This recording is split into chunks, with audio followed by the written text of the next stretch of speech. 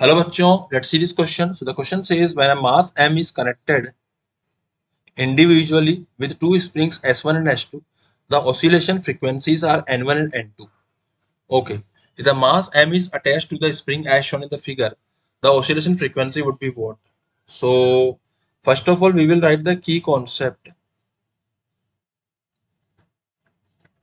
So what is the key concept? So what is the oscillation frequency? So we can write that it is equals to omega is equals to 2 pi under root of, है ना, omega क्या लिख सकता हूँ मैं, sorry sorry not 2 pi, omega is equals to only under root of के by M. ठीक है, k by m and this is equals to what. अगर हम बात करें यहाँ पे तो ओमेगा की जो वैल्यू आती है it is 2 pi into frequency as well. तो frequency will be equals to what, 1 upon 2 pi under root of के by M.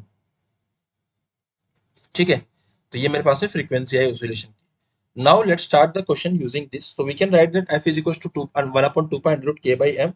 So we can write that n1 की जो वैल्यू आएगी this will be equals to 1 by 2 pi under root of, है ना, पहले वाले में क्या आएगा हमारा, पहले वाले को मैं मान सकता हूँ यहाँ पे k1 spring constant divide by mass m. Similarly n2 की जो वैल्यू आएगी इट इज 1 अपॉन 2 पाई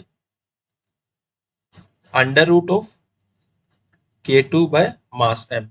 ठीक है, अगर मैं n इक्विवेलेंट की बात करता हूँ तीसरे वाले केस में तो हो जाएगा 1 upon 2 pi under root of k equivalent by mass m.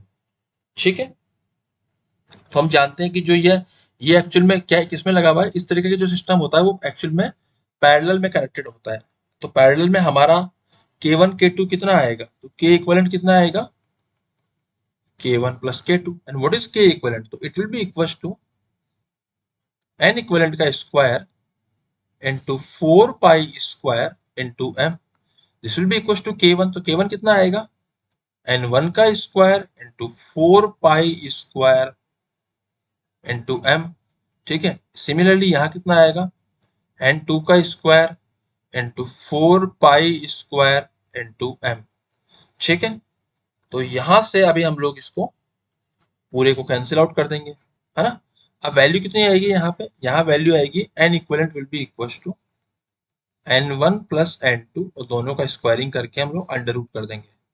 So it is matching with which of the option? It is matching with option number 2. So option number 2 is my final answer. I hope you understood it well. Best of luck.